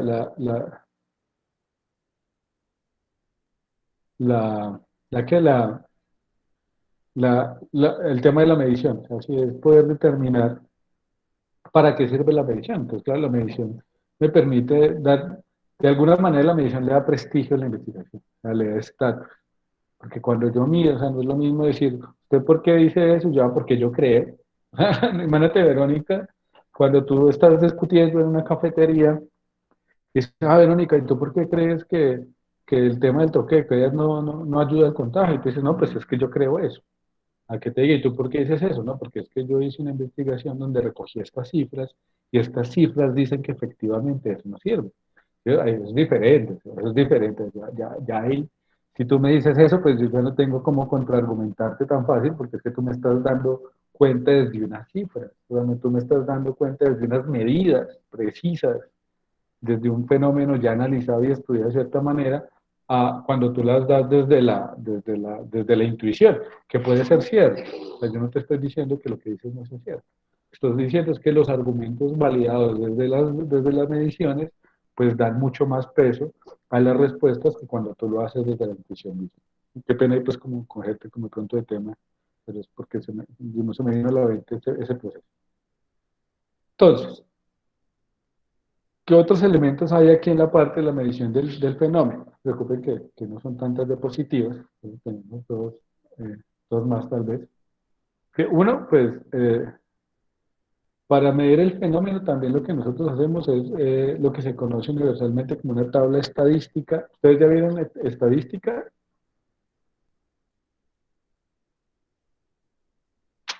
No, profe. ¿No han visto estadística? Bueno, pero ustedes ven estadística en la carrera. Sí, profe. Bueno, cuando vean estadística van a sufrir muchísimo, porque pues, o sea, creo que es la esencia de ello, pero les recomiendo que echen mucho ojo, o sea, porque esa materia les puede ayudar a solucionar muchos inconvenientes que se presentan en la investigación. Porque, por ejemplo, tú puedes tener muy clara la idea, puede que tu hipótesis sea cierta, pero si tú no haces un buen análisis estadístico, los resultados pueden estar, digamos, mal interpretados, pueden estar mancillados, o sea, pueden estar, digamos, como puestos en duda. Entonces, pues, ya que ustedes van a estar en estadística, no me voy a meter tanto en esa parte, porque creo que nosotros lo vemos más desde lo metodológico, más desde lo investigativo. Sin embargo, podemos trabajar unos elementos al respecto. Pero entonces, todo eso se hace desde una tabla estadística. O sea, la estadística es la que les permite coger todas esas mediciones y ponerlas en algo. Y eso les permite contrastar cifras, les permite contrastar edades, les permite contrastar rangos, les permite contrastar cantidades. O sea, la tabla estadística es como la herramienta en la que ustedes cogen todos esos datos, para decirlo, digamos, como de manera muy simple, de pronto muy brusca, como ustedes cogen todos esos datos que han construido y que han, digamos, recolectado más bien, y los ponen en una tabla estadística y ahí empiezan a sacar porcentajes. Y según, digamos, el objetivo de la investigación, es decir, si ustedes lo hacen de manera cuantitativa o cualitativa, pues según la naturaleza de la investigación que ustedes quieren hacer, nosotros en este momento podemos estar estamos en la cuantitativa, pues ustedes construyen las herramientas de representación o de tratamiento de esas mediciones. ¿Qué me refiero? Que, por ejemplo, cuando ustedes están construyendo o sea, una investigación cuantitativa, pues las herramientas que ustedes van a hacer son sobre todo cifras, van a ser sobre todo, digamos, muestreo, mientras que en una cualitativa, lo que ustedes van a coger son esas cifras, esas tablas, y las van a poner digamos, vamos a poner por ejemplo, una cuantitativa, un estudio cuantitativo tiene sobre todo cifras y textos cortos, que dan cuenta de explicar los cuadros, que dan cuenta de la investigación que se ha desarrollado, que dan cuenta de los hallazgos, pero hallazgos en su sentido más puro, digamos. Mientras que en la cualitativa, estoy siendo un poco brusco con la explicación, pero creo que es útil. La cuantitativa ustedes ven la cifra chiquita y un montón de texto, porque es el análisis, la interpretación de todos esos datos. Entonces, en lo cualitativo lo que prima es la interpretación, mientras que en cuantitativo lo que prima son las cifras y la explicación de esas cifras, pero esa explicación es muy objetiva. O sea, más que una interpretación de las cifras, que bueno, siempre hay interpretación, pero esa interpretación se ciñe mucho a las cifras en sí mismas y no se queda tanto, digamos, como en la postura de quien investiga, sino que se queda en ella. Que creo que he hablado demasiado como en estas variables, pero es necesario para, creo, poder pues avanzar en. Eh, ¿Cómo estamos hasta allí? ¿Nos está quedando claro ello? ¿Tienen alguna duda, alguna pregunta, algún aporte sobre esa parte? No, profe, está claro. Sí, Fabián, Juan José, Mauricio, que nos he escuchado hoy mucho. Sí, profe, sí. Sí, me escuchó 2 veces, profe. ¿Sí qué? Sí, profe, yo participé 2 veces. Ah, ya, ya. No, sino que te he visto más participativo en otras sesiones. Y Juan, en la sesión anterior. Y Juan José y Mauricio. Sí, profe. Sí, pero todo muy claro. Vamos. Sí, profe. Dale, dale, sí, es que como somos un grupo pequeño, no se puede uno diluir en las cantidades, ¿no? Ese es el problema de estos grupos como tan reducidos, que a mí me parecen bellísimos porque uno profundiza y dialoga más, pero a veces cuando uno está pues agotado de un día laboral, que no quiere intervenir tanto, pues se vuelve problemático porque depende, digamos que de este espacio para poder darle como más dinámica. Entonces, ¿qué elemento seguiría después de la medición de la medición del fenómeno? Pues ya, cuando ustedes hacen la medición, pues cogen todas las, o sea, primero terminan la pregunta, ¿sí? Miran qué elementos deben medir para llegar a la respuesta de esa pregunta. Ese es el primer elemento. Si tiene una pregunta, dice, bueno, yo tengo que hacer una medición sobre esta pregunta, determino, ¿sí?, cuáles son los atributos que voy a medir, o sea, cuáles son, hago, digamos, como el formato de las preguntas que voy a hacer, de la caracterización que voy a hacer, o sea, qué medidas me van a llevar a responder esa pregunta que tengo, que es fundamental. Luego de ello, escojo todos esos datos y los meto en una tabla estadística, y esa tabla estadística ya me arroja unos resultados, ya me arroja unos porcentajes, ya me arroja, digamos, unos datos. Este es el elemento universal donde yo construyo y configuro esos datos. Lo siguiente, entonces, ¿qué es? Pues es comparar esos resultados, ¿sí? Y al comparar esos resultados, entonces yo ya empiezo a generar modelos sistémicos, ¿sí?, y me empiezan a generar variables. No voy a detener mucho en el punto de las variables, porque para mí el tema de las variables, creo que se los había dicho ahorita, es vital. Y la próxima sesión vamos a tener una parte de la sesión dedicada a hablar de variables, porque la otra parte de la sesión es como metodologías, y pues las metodologías son la carreta. Y creo que aquí en este punto de lo cuantitativo es más importante tener estos elementos, o sea, que son las variables, que son los fenómenos, que son los resultados, que son los que nos convierten como herramientas más precisas para desarrollar esta investigación. Entonces, ¿ustedes qué cogen? Comparan todos esos datos, y sobre esos datos ya generan variables, o sea, ya generan variables, generan tendencias. Entonces, eso, bueno, entonces ya miro que el 51% de los analfabetos son hombres y el 49% son mujeres. Entonces, ya esas cifras no son solo cifras, sino que esas cifras me están determinando otros elementos, ¿sí? Y esos elementos pueden dar tendencias. Entonces yo podría decir, por ejemplo, la mayoría de las personas analfabetas son hombres, o hay paridad en el analfabetismo entre hombres y mujeres. Fíjense que sobre esos datos yo ya estoy construyendo variables que son objetivas, o sea, yo no estoy diciendo, ahí sí me postura, si eso es bueno o malo, si me parece, no. Yo estoy diciendo, a partir de resultados, estoy construyendo, digamos, esas variables.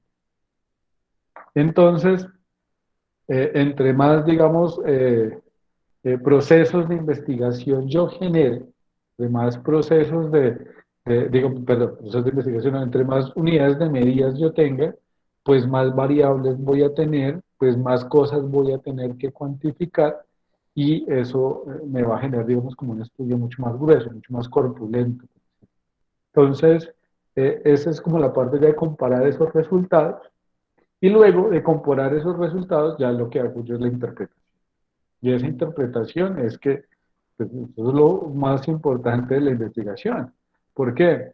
Porque uno tiene que tener mucho ojo en cómo interpreta esos resultados. Ustedes pueden hacer una muy buena investigación, pero si la interpretación de los resultados no es adecuada, hasta ahí llegan. O sea, pueden tener un ejercicio súper riguroso, súper organizado, unas mediciones muy pertinentes, una pregunta muy clara, pero si la hora de la interpretación se falla, pues toda la investigación se fue al carajo, digamos, a todo, y puede que ni siquiera tengan que volver a hacer la investigación, sino que lo que tienen que reevaluar es la interpretación que están haciendo de esa evaluación, de esa investigación. Entonces, miren que pues es algo muy sencillo, es algo que nosotros tenemos que pensar desde, desde, desde cómo yo asumo toda esa información que tengo. Y ahí, en ese punto, que es el punto vital, porque es que yo no miro las cifras, yo miro los resultados. O sea, cuando ustedes leen algo, ustedes leen un artículo del periódico, ustedes lo que leen son las conclusiones, y luego van a esas cifras para mirar esos porcentajes. O sea, porque finalmente, o sea, ustedes no investigan para hacer cifras, ustedes investigan para hacer resultados. Las cifras son una parte necesaria para esa investigación, pero no son la investigación en sí. Eso que parece muy lógico, que parece, digamos, como poco redundante, define la investigación. Entonces ustedes investigan para resolver una pregunta. En ese proceso, entre la pregunta y la respuesta, está la medición. Pero la medición no existe sino con el objetivo de poder darle peso a lo que ustedes están respondiendo.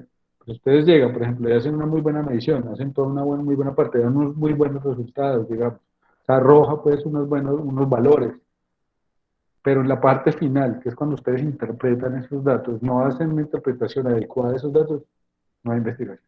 Finalmente, no hay una conexión entre la pregunta y la respuesta. Entonces, fíjense que en la investigación todos los engranajes, todas las partes de la misma dan cuenta o son, digamos, como fundamentales en la medida en que se requieren todos para que la investigación lleve a buen término. Si yo, por ejemplo, compilando los datos me doy cuenta que mi hipótesis no era, pues la cambio. Vuelvo aquí al tema de Verónica, perdóname por tomarte pues, tantas veces de ejemplo, pero por ejemplo, si tú a tu tesis de investigación te das cuenta que lo que estabas intentando demostrar no es, pues tú tienes que cambiar la hipótesis. Si yo estoy haciendo una tesis sobre la memoria y resulta que no hay memoria sino olvido de lo que hice, o inventarme, o sea, y cambiar la realidad, que lo podía haber hecho, yo podía decir, no, sí, imagínate que llegué a la Santa Marta y a Ciénaga y todo el mundo me hablaba de esa vaina, pues yo podía hacerlo, pues que no va a decir que no. Bueno, lo pueden hacer, pero no es ético, no es ético, o sea, porque en la investigación hay una ética, o sea, hay un deber. Entonces yo lo que hago es cambiarlo, a cambiar la hipótesis y ser coherente con lo que me da la realidad.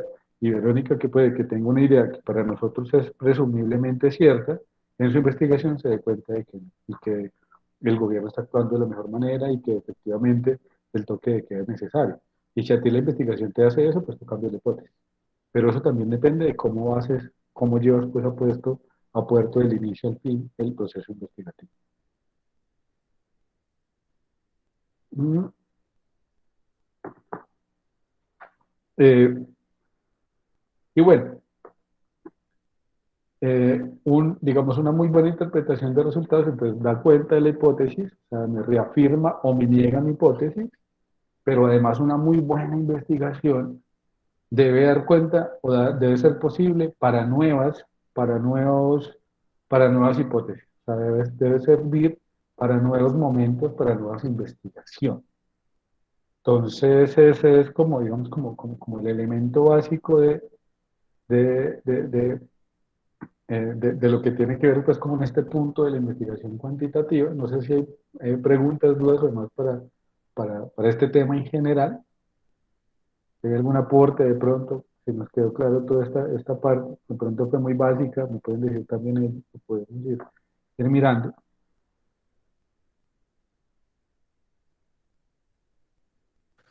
Profe, bueno, el en sí es muy complejo, ¿cierto? Pero por mi parte sí lo entendí. Dale, Mauricio, muchas gracias. Pues yo no sé si complejo o más bien difícil en el sentido de que eso es demorado. O sea, la sesión anterior les decía que todo se podía investigar y que las investigaciones a veces se vendían de manera muy compleja y no es así porque nosotros todo el tiempo estamos investigando, lo cual es cierto, pero pareciera que hoy les estuviera diciendo lo contrario, que hacer una investigación es muy difícil, que tiene sus tiempos, que hay que tener un rigor, lo cual también es cierto. Lo que pasa es que eso depende de la pregunta que ustedes se elaboren.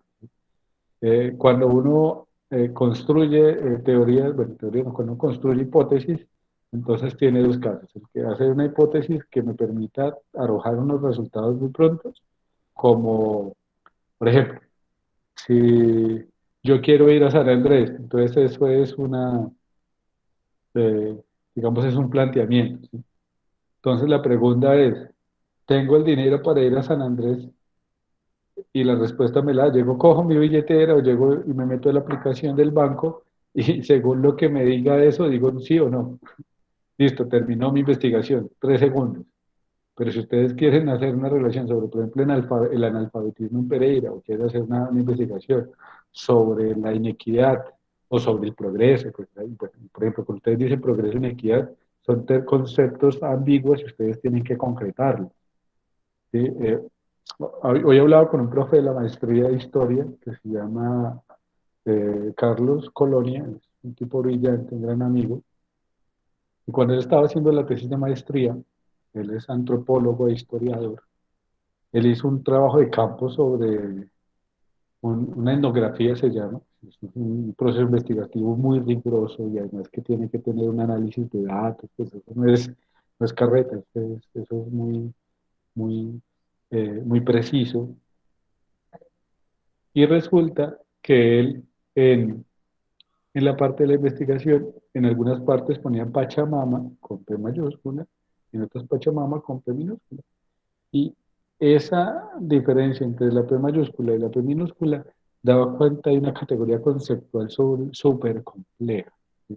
Entonces, cuando tú hablas de Pachamama con P mayúscula, hablas de una deidad, hablas de una, digamos, de decir que la Pachamama es para nosotros como el Dios, cuando uno dice Dios con D mayúscula en el cristianismo, ¿sí?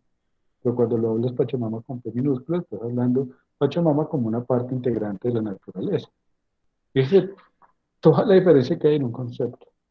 Entonces, en la parte de la investigación, cuando ustedes quieren dar un concepto, tienen que precisar muy bien qué categoría están diciendo. Entonces, cuando yo quiero hablar de la inequidad en Pereira, pues ustedes ese concepto de inequidad tienen que bajarlo a concretarlo en algo. O sea, no, entonces para mí inequidad, para esta investigación, pues no sé, inequidad en Pereira 2021. Es decir, para esta investigación usamos el término inequidad según el BMI, según sí, el BM, perdón, o el FMI, o la UNESCO, bueno, o la ONU, cualquier entidad que tenga un concepto y que tenga unos valores o unas cifras de medición que se adecuen a lo que ustedes están investigando. Eso, digamos, como que da una, una linealidad de la investigación que se están dando. Ustedes llegan y precisan eso, ustedes precisan un concepto, pero el tamaño de la investigación depende también de hasta dónde la quieren llevar y hasta qué tan grande o cerrada es la pregunta que están investigando. Entonces fíjense que pareciera que hoy me contradigo lo que estoy diciendo hace 8 días y no. Es que todos podemos investigar, por la investigación hace parte de la naturaleza del ser humano, pero el tamaño de la investigación depende también de las preguntas que me estoy haciendo. Entonces, si yo quiero acortar la investigación, pues es una pregunta muy pequeña, o si quiero hacer preguntas muy profundas, pues requieren, digamos, de mayores tiempos. Por eso, para el cierre de hoy, eh, bueno, primero les digo, la próxima sesión vamos a trabajar variables, metodologías de la investigación. El próximo lunes vamos a estar con ese tema, porque las variables pues son, digamos, unas unidades de medición cuantitativas que hay que hablar con detalle para poder ser como juiciosos con una investigación de este tipo. Y hablando de metodologías de la investigación, que pues es la teorización también de lo que hemos ido haciendo de pronto de cierta manera estas dos sesiones, pero en las metodologías también podemos ver algunas teorías de investigación que son como las más usadas y que podemos nombrar algunas.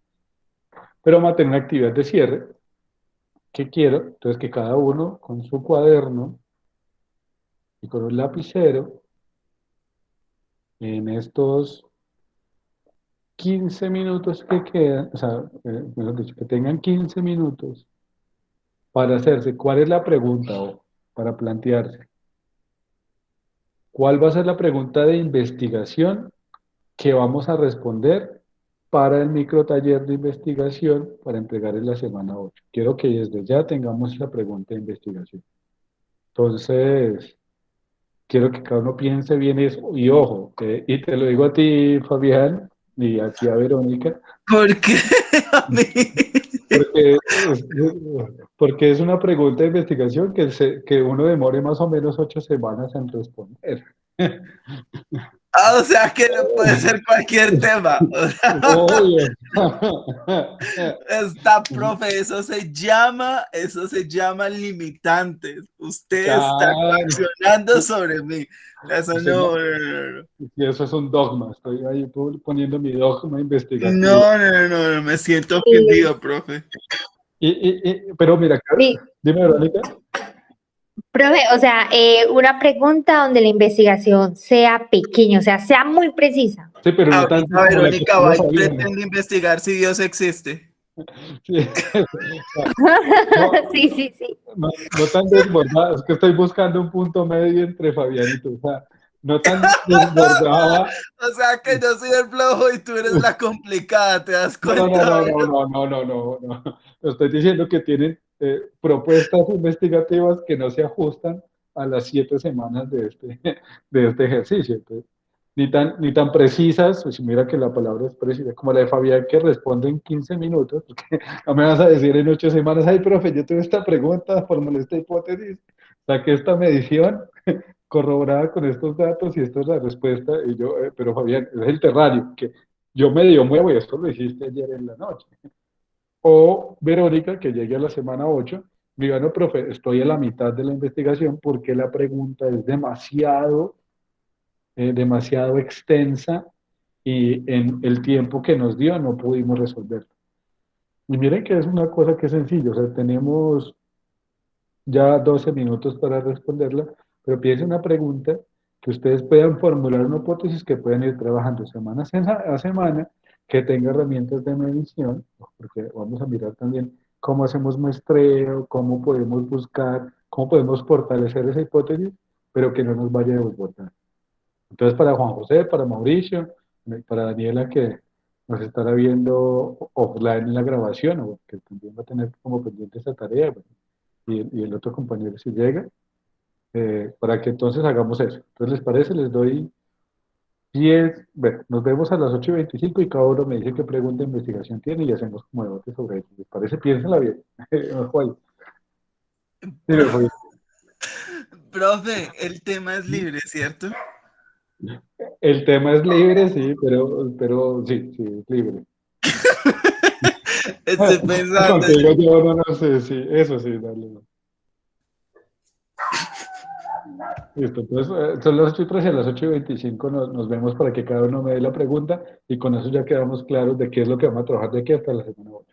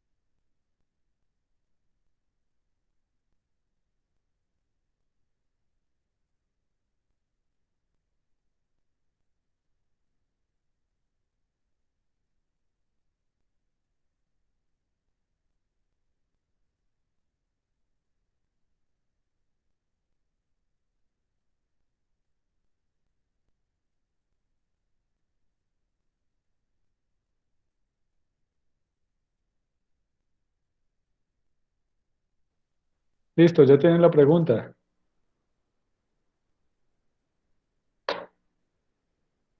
Sí, profe. ¿Sí? Y Fabián y Mauricio, Juan José. No, profe, Sí, yo no. profe, Yo todavía estoy yo ya la tengo. pensando. ¿Listo? Juan José, Pues, profe, yo hice una. dale. Tenemos entonces un minutico más o dos a Fabián a ver qué pregunta hace y cada uno pues daría como su pregunta, su hipótesis si la tienen. Sería bueno de una vez tener como ir formando como la pregunta y la hipótesis de esa pregunta. Y ya entonces para la siguiente sesión, cuando terminemos el tema de las variables, al final me dirían, para que también lo vayan pensando, porque no es eh, solo formular pues como la pregunta ya, y sino ir pensando, por ejemplo, cuál va a ser el muestreo que van a realizar, es decir, qué medición van a usar, qué método van a usar. Bueno, creo que todavía estamos en la cuantitativa, pero ya más o menos uno va mirando si va a ser cualitativo o cuantitativo, según si yo quiero priorizar la interpretación o si quiero priorizar las cifras como tal. Entonces, para que bueno, vayamos mirando la próxima sesión, entonces ya teniendo pregunta de hipótesis, sería qué tipo de medición vamos a hacer, o bueno, en dónde vamos a hacer, digamos, lo que tiene que ver como la población que vamos a usar según la pregunta y según la hipótesis, qué resultados esperados queremos tomar, cuánto vamos a realizar esa medición. Tengan en cuenta que estamos con lo del COVID, entonces si va a ser presencial o va a ser virtual, si van a mandar correos electrónicos, eso se está usando mucho ahorita, que uno hace una encuesta por medio de correo electrónico, entonces dependiendo si es dentro de la Remington, por ejemplo, podríamos preguntarle a recursos humanos que nos ayude reenviando el correo para hacer la medición, si es, por ejemplo, en el barrio, porque puede ser una pregunta que tenga que ver con el vecindario, algún problema que esté ahí que yo crea que pueda votar. Ahí hay muchos elementos. Pero entonces, listo, Fabián, ya tienes tu pregunta.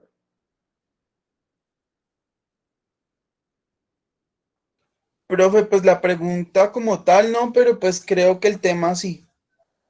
Listo, listo. Eso. Entonces podemos irle, para no presionarte, porque además también no sería como coherente, pero sí, para la próxima sesión, sí, sí o sí, debemos tener ya todos como el tema, la pregunta y la hipótesis para empezar ya con la parte de ir a la parte de medición. Entonces, bueno, no sé quién me quiere decir cuál es su Profe, planteamiento, su tema y su pregunta. Juan José, ¿vas a decir algo? Bueno, sí, No, dale, pero va Juan José y luego Verónica. Dale. sí. dale, dale. Juan José y luego Verónica, dale. Profe, pues, profe, pues, ah, ¿me escuchan? Sí, sí, ahí te estamos escuchando. Juan José, sí, ahí te Sí, me escuchamos. escuchan, es que me cayó el Sí, sí, dale. internet. Dale, no te preocupes, ahí te escucho Entonces, bien. bueno, pues, no sé si es como un tema o una pregunta, una necesidad, pero algunos de ustedes conocen el proyecto que tiene aquí, digamos, el gobierno local sobre una entrada para el aeropuerto, de hacer un puente elevado de la 30 de agosto subiendo a girar aquí a la entrada al aeropuerto. No la conozco, pero No más o sé. menos me mencionan de eso. Bueno, pues mi pregunta es, ¿cree que el nuevo proyecto vial por parte del gobierno local para dar acceso al aeropuerto es necesario? Eh, ¿Y cree que es necesario que se inviertan recursos en este tipo de obras y no en otros sectores? Pues digamos que ese tipo de obras tiene un beneficio y pues que es dar empleo a, pues, digamos, a gente de aquí, ¿cierto?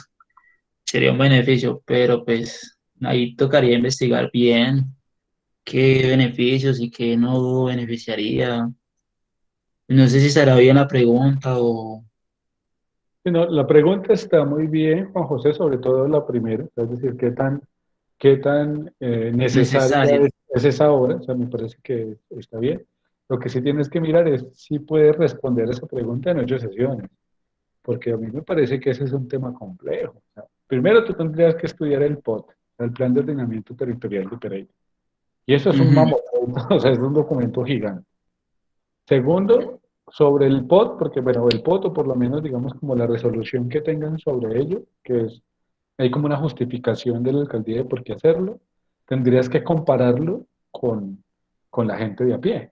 Entonces, no sé, si tendrías que pararte, por ejemplo, ahí a mirar qué tanto tráfico se hace, a mirar según lo que dice la alcaldía si es cierto que ese puente elevado va a evitar el tráfico, sí, y eso lo tendrías que hacer buscando una unidad de medida, ¿sí? Puede ser, no sé, tomar fotos en ciertos momentos, en los momentos pues como de pico, o sea, el pico ya está asociado a muchas otras cosas, en las horas pico, eh, y, y contrastar si eso ayudaría al desembotellamiento. Bueno, fíjate que esa es a mí esa pregunta me parece muy grande, o sea, porque no sé si, y pues bueno, también hay que mirar si tú trabajas, pues, o sea, también piensen en la pregunta no solo en la cantidad de tiempo que se pueda generar, sino en su disponibilidad de tiempo. Porque tú me dices que tú trabajas, que tienes, pues, digamos, como ciertas ocupaciones, se me hace más difícil que tú puedas responder esa pregunta de aquí. O sea, que tú me puedas entregar una investigación, porque me quiero responder una pregunta.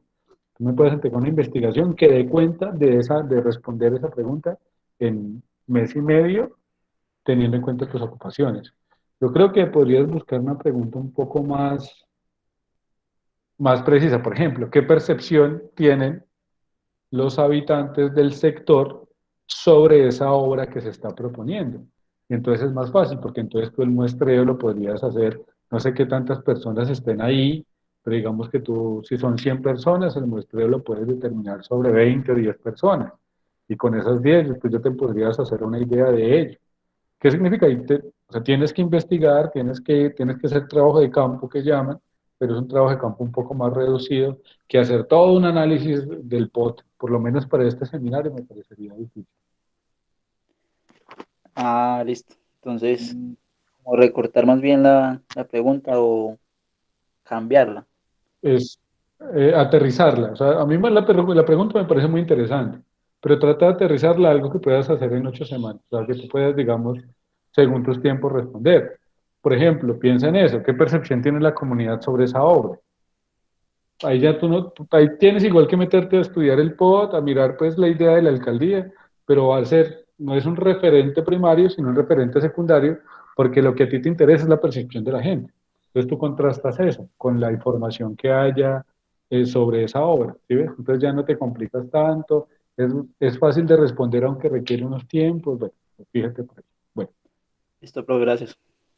no, dale, no, a ti que vas muy bien por lo menos con el ejercicio. Verónica, ¿vas tú?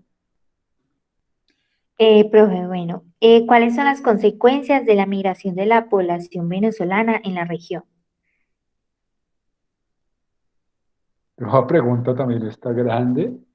Eh, Ay, profe. no, está muy bien, no, pero mira que eso es bueno porque tú tienes claras propuestas de investigación para una carrera, o para una investigación incluso que le interese a Migración Colombia. O sea, son propuestas de investigación válidas, que son preguntas que están ahí. Creo que tú tienes claro, muy claro ello, pero tal vez los temas, no sé, piensa en lo que hablábamos con Juan José, ¿qué tantos tiempo tienes tú para averiguar eso? O por qué no, por ejemplo, detallas esa migración en un punto, porque es que el impacto de la inmigración afecta de ciertas maneras. Por ejemplo, ¿qué tanto afecta el mercado local la migración venezolana? O sea, ¿qué tanto afecta el empleo local la migración venezolana? Sobre eso seguramente si hay algo de cifras, ¿sí? Tendrías que mirar, por ejemplo, las estadísticas de cuántos venezolanos hay en Pereira, buscar si las hay. Si no las hay, pues mirar sobre lo que tienes, cómo construirlo. No sé, si de pronto tú tienes, por ejemplo, hacer un análisis de pronto de percepción, correos electrónicos, bueno, métodos que te permitan como buscar sin tener que estar pues como en el estudio de campo tan demorado, porque a veces la parte de la medición es muy demorada, y como estamos hablando, que es una respuesta que quieres dar en 8 semanas, yo sí quisiera que trataras de enfocarlo en un ítem en específico con el tema de los venezolanos aquí en Pereira. ¿Tienes Profe, venezolanos? porque Sí. porque mira, tendría una segunda opción que sería cuáles son los impactos del calentamiento global en el territorio nacional. En ese ya hay estadísticas. muy bien, pero entonces tú qué me dirías ahí, por ejemplo. Ya sería lo del tema investigativo, lo de las estadísticas, sobre la minería, sobre la sequía de los ríos. Ya, sí, pero digamos que, por ejemplo, tú tendrías que mirar la percepción que tiene la gente sobre el calentamiento global. Porque la idea de esta metodología de investigación es que tú hagas un trabajo de campo, que hagas una investigación. Entonces tú podrías hacer, por ejemplo, un análisis de percepción.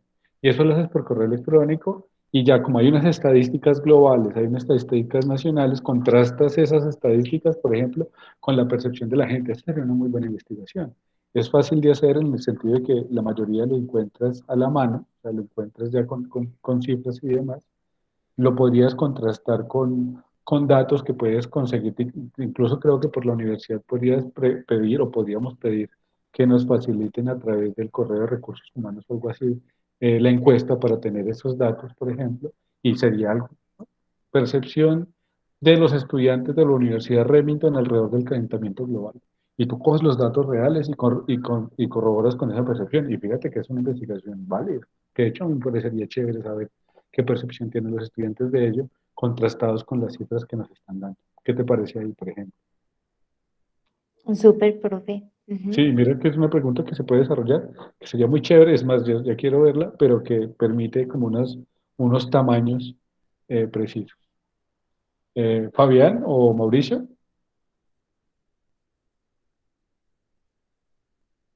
¿Qué pasa, Mauricio? Profe, dale, Mauricio.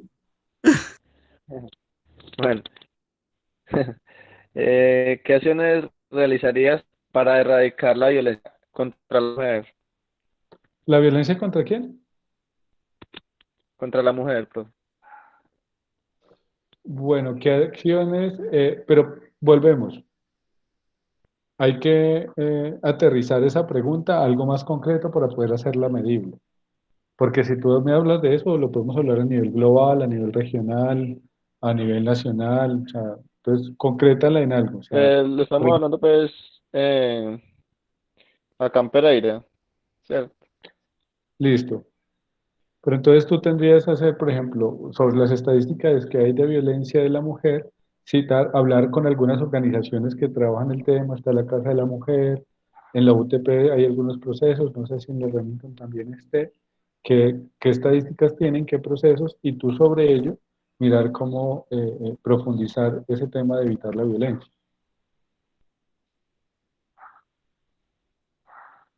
Listo, Ah, profe. o sea, el tema está muy bien, pero piensa la pregunta para algo que puedas concretar. Y de aquí a 8 días sintetizamos y ya vamos al tema de cómo hacer los instrumentos de medición. Vale, Fabián, tú, para el cierre de este módulo de hoy. Profe, es que pues estoy conflictuado en la medida en la que usted me sentenció que no podía hacer un tema fácil, Ah, pero al mismo tiempo yo tampoco tengo tanto tiempo como para hacer un tema tan extenso. dale. Entonces estoy mirando, estoy tomando algo que sea relevante y que sea fácil de investigar en este momento, justamente que es relevante en el contexto actual. Entonces estoy pensando en tomar la tecnología y Sí, cómo esto afecta a las relaciones interpersonales en tiempos de pandemia. sí. ¿Afecta o favorece? Entonces ahí es cuando estoy en mi conflicto en cómo tomar o abordar la hipótesis. Ah, bueno, pero la hipótesis puede ser también mixta. O sea, la hipótesis puede ser, por ejemplo, que la tecnología en la pandemia favorece en unos puntos, afecta en otros, y tú la investigación la puedes centrar en mirar si es más favorable o más perjudicial según, digamos, como el tema. Y ahí el tema es mirar la medición. O sea, ¿dónde vas a usar como una población con la que puedas medir ello para precisar el tamaño de la pregunta, que es lo que hemos ido como tratando de indicar aquí? ¿Dónde lo vas a hacer? Por ejemplo, en tu comunidad, en la universidad, en el trabajo donde estás, o en algún lugar que te permita hacer un muestreo, que te dé cuenta de una medición, pero una medición que además sea, digamos, como real.